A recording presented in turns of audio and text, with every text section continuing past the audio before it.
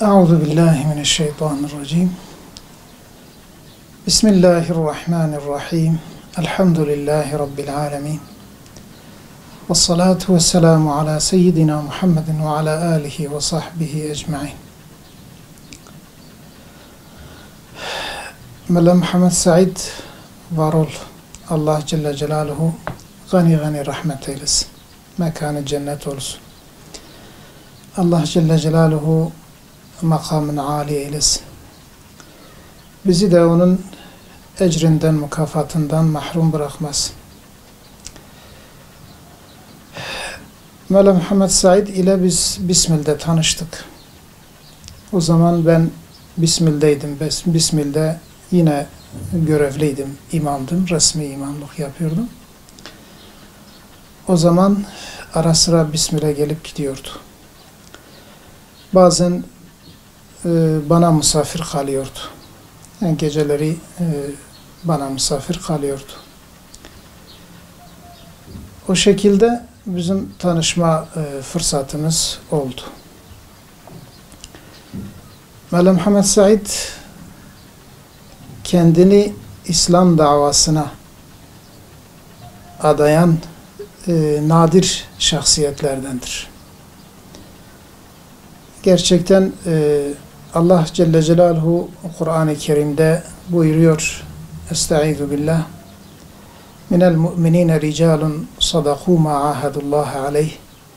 Feminhum men qadâ nahbeh ve minhum men yentazir. Ve ma beddelû tebdîla. Ayet-i Kerime'de buyurduğu gibi günümüzde bu ayet-i kerimeyi biz onun hakkında hakikaten tatbik edebiliriz. Bu ayet-i kerimenin kapsamına dahil olan şahsiyetlerden sayılabilecek bir kişidir. Ayet-i kerime malum şöyle buyuruyor: müminlerden öyle erler vardır ki verdikleri söze sadık kaldılar.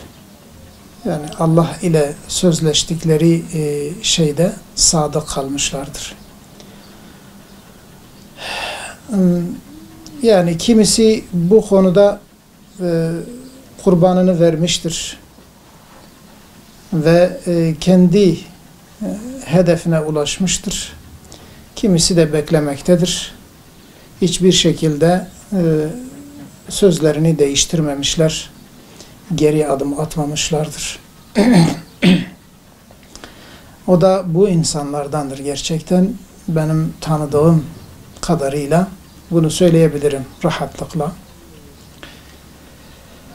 Dava adamı, yani İslam'ı kendine dava edinen, İslam için yakınan, İslam'ı kendine dert edinen, bu milletin kurtuluşunu, bu milletin, bu ümmetin evlatlarının kurtuluşu için kendisini feda eden ve kendini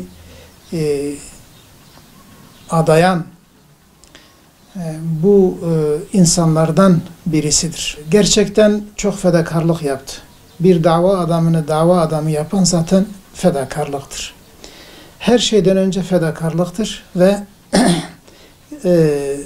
Mevla Muhammed Said de bu fedakarlığı hakkıyla yapan bir insandır, bir şahsiyettir.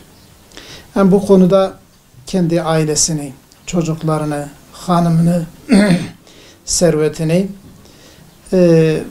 böyle arka tarafa atan ve her şeyden önce İslamiyet'in ilerlemesi, İslam dininin ülkede, memlekette, özellikle bölgede yer edinmesi için çaba sarf eden, gayret eden nadir bir şahsiyettir.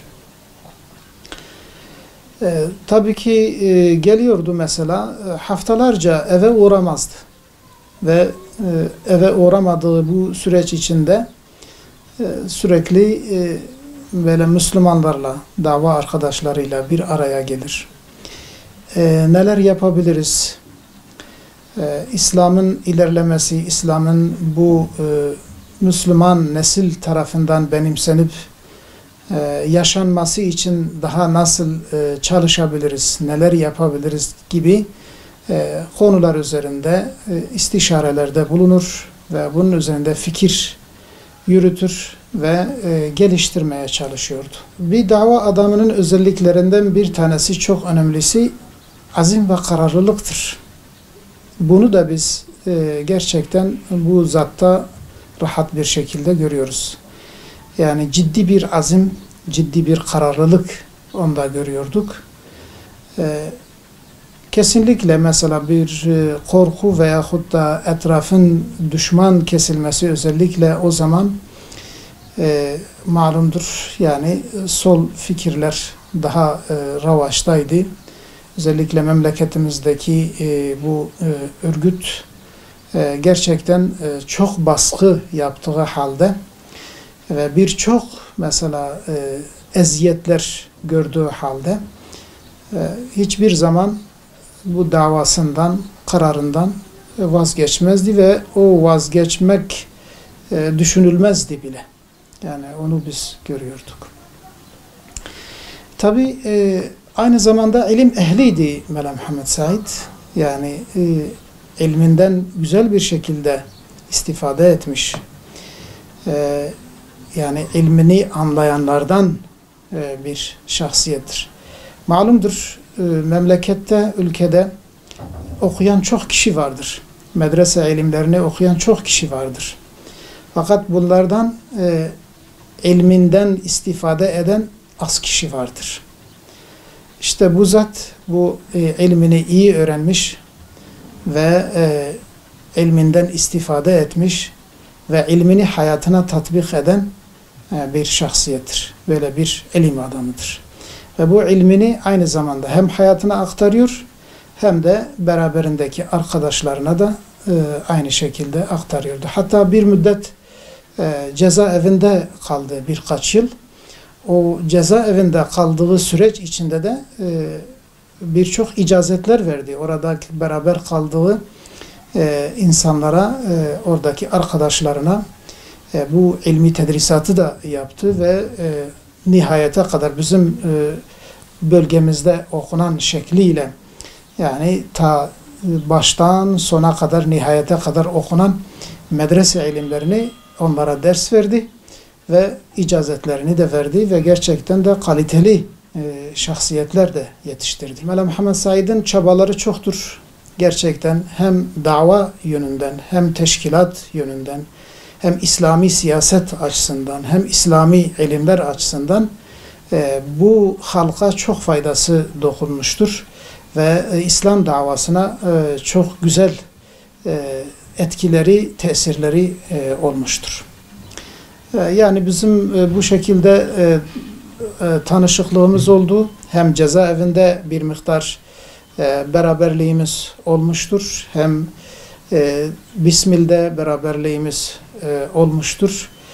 Yani beraber çalışmalarımız olmuştur. İslami davanın tebliği açısından, İslami ilimlerin, İslami akidenin, itikadın yerleşmesi ve yaşanması açısından birçok hizmetleri olmuştur. Allah Celle Celaluhu kendisine gani gani rahmet eylesin tekrar ve onu salihlere, peygamberlere, şehitlere komşu eylesin ve Kevser Havzu üzerinde Resulullah sallallahu aleyhi ve sellem ile bir araya getirsin. Zaten Resulullah'ın neslindendi, seyyiddi.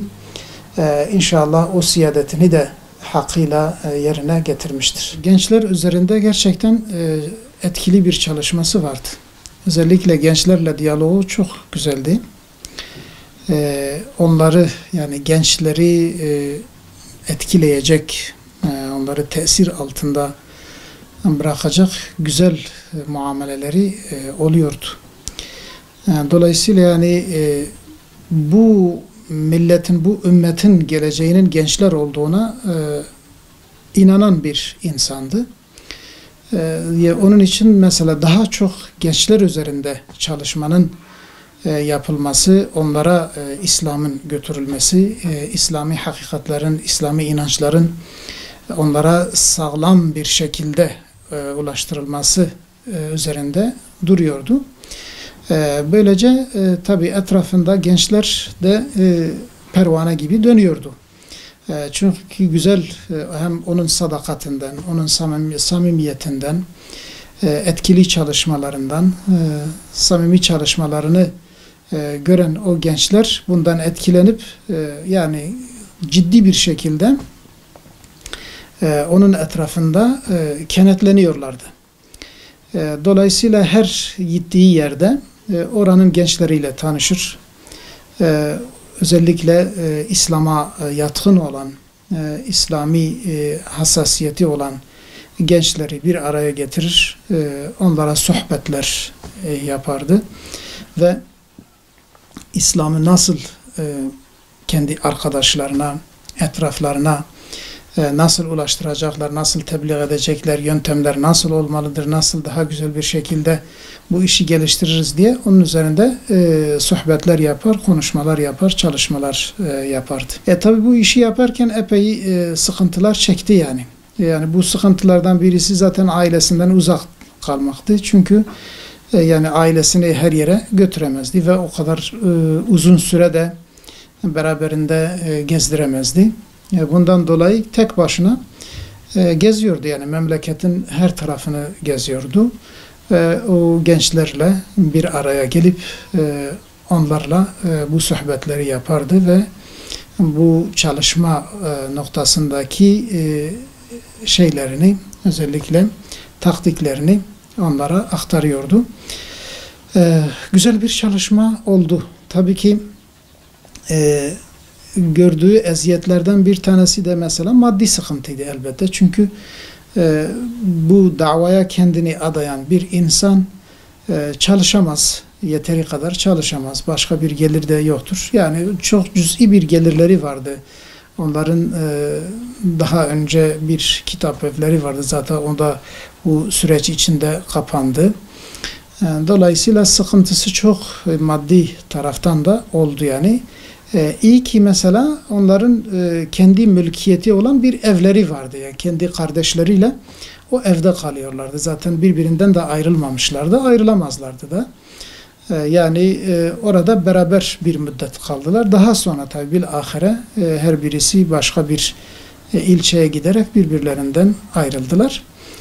O şekilde yani maddi sıkıntı da çekti ve özellikle zaten malumdur, İslam'ı sevmeyen İslam düşmanları çok propaganda yaparlar.